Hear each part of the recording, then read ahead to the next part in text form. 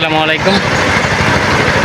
যে আমার পিছনে যে দৃশ্যটা দেখতেছেন এটা আমি অনেক বছর পর দেখি, অনেক বছর পর। কারণ হচ্ছে আমরা ছোটোবেলায় এইভাবে হাল চাষ যখন করতো লাঙল দিয়ে, গরু দিয়ে বা মহিষ দিয়ে, তখন এভাবে আমরা পিছনে মাছ ধরতাম। আর চিংড়ি মাছ থাকতো, অনেক ধরনের মাছ থাকতো, বাইলি মাছ থাকতো, অনেক রকমের মাছ থাকতো। কিন্তু এই দৃশ্যটা আমি এখান থেকে যাওয়ার পর চোখে পড়লো, তাই ভিডিও না করলে পারলাম না। আসলে ভালো লাগে, মাছ তো এখন প্রায় বিলুপ্তির পথে। যাই হোক, দেখে খুব ভালো লাগলো যে না, মাছ এখন আসে। আসলে মাছ তো আমরাই ধ্বংস করি। রেণু যে রেণু থেকে যেগুলো মাছ হবে আর কি, রেণুগুলো আমরা খেয়ে ফেলি। যে বাদার জাল আছে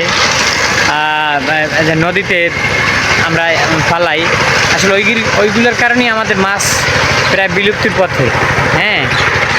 তাই আমরা আসলে মাছ রেণু পুনঃ সংরক্ষণের চেষ্টা করব, ওগুলো না ধরার চেষ্টা করব। তাহলে আমরা এভাবে দৃশ্যগুলো দেখতে পারবো। দেখেন কত সুন্দর দৃশ্য, সবাই মাছ ধরতে আছে। আলহামদুলিল্লাহ, সবাইকে ধন্যবাদ।